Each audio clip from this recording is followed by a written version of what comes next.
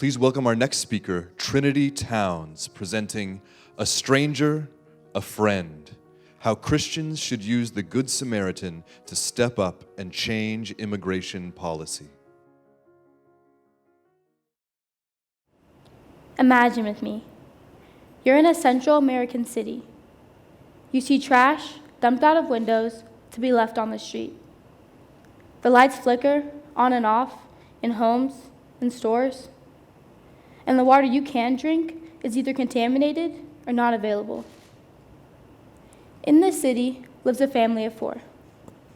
Every day, they live in fear of never knowing what the next day will bring. Murders, rapes, kidnappings. They hear the tales of the lives to be lived in America, the freedom that it holds. America, a land of peace, protection, and liberty. A place where you can freely walk the streets, speak your opinion, and make a living for yourself. With limited supplies, this family heads to America. After an extensive journey, they make it to the border. They continue on for about 3 miles until they see a group of men ahead. As the men move closer, the family grows uneasy and begins to quickly back away, but not fast enough before they are captured and taken to a closed facility. Figuring that they are going to be questioned and then later released back home, they enter the facility and find that these men's intentions were the exact opposite. They see a spacious cage in the middle of the room, filled with thousands of people, some starved, some nearly dead. So forced into a cage, having no idea what they've done, they sit and they wait, wondering where they're going to get to experience this great freedom America has to offer. About 2,220 immigrants cross the Mexican-American border every day. This is what life looks like for about 43% of those immigrants. Refugees, like the family depicted in the story, and legal immigrants are subject to a loss of their constitutional rights on behalf of the United States. 24.5% of legal immigrants who have earned their rights and their citizenship to stay in the United States are being forced to go back to their homes without the fair trials that they are owed according to the Sixth Amendment.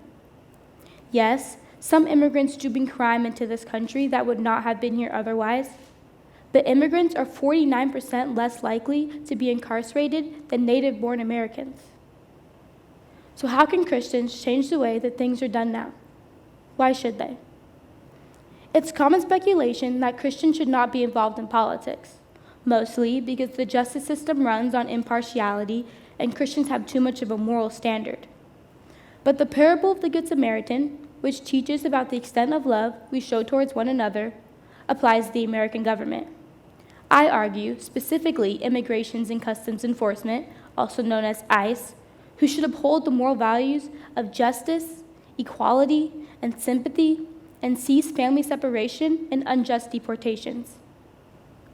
According to the 14th Amendment of the Constitution, no state can deprive any person of life, liberty, and property. This law applies to anyone physically on U.S. soil, whether they are a citizen or not. Referring to unjust deportations mentioned previously, it is strictly against the Constitution to just deport any person or family with no basis. There must be a fair trial in which the government speaks and the accused give their reasons for immigrating. But only 37% of immigrants get this chance. This is again backed up by constitutional evidence, the Sixth Amendment, which states, "The accused shall enjoy the right to a speedy and public trial." Christians make up about 65% of American citizens, according to a Washington Times article published in late 2019. The values and morals Christians hold are essential to altering these immigration policies. In the parable of the Good Samaritan, Jesus uses the word neighbors, which most nearly means anyone who crosses our paths. So just as the Samaritan treated the wounded man, whom he did not know, with great care and respect, so too are we to treat the immigrants who we have crossed paths with the same care and respect. Involving American society, religion is prevalent, but if it's present in American politics, we consider it unconstitutional. Why is that? Can't we change it?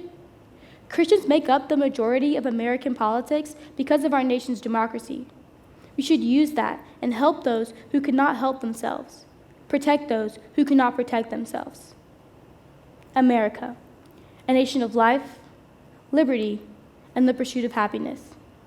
A place where immigrants should be welcomed and given new lives without the fear of returning to the unstable conditions of their homes. In American history, we generously welcomed immigrants in masses. That is what made America different from other countries. Without immigrants, we would not have America that we have today. Our government should look into the morals within the Constitution of the United States and the intentions of the Founding Fathers to push the policies that they put into place the right way.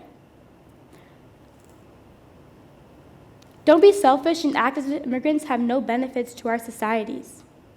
Allow immigrants who rightfully deserve to be in America to stay here.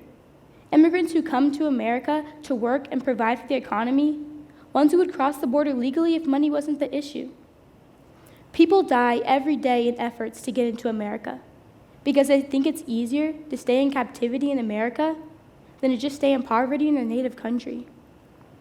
Uphold the moral values of justice and love. Let them come into America so they can freely and justly be given their constitutional rights and make a living for themselves. Thank you.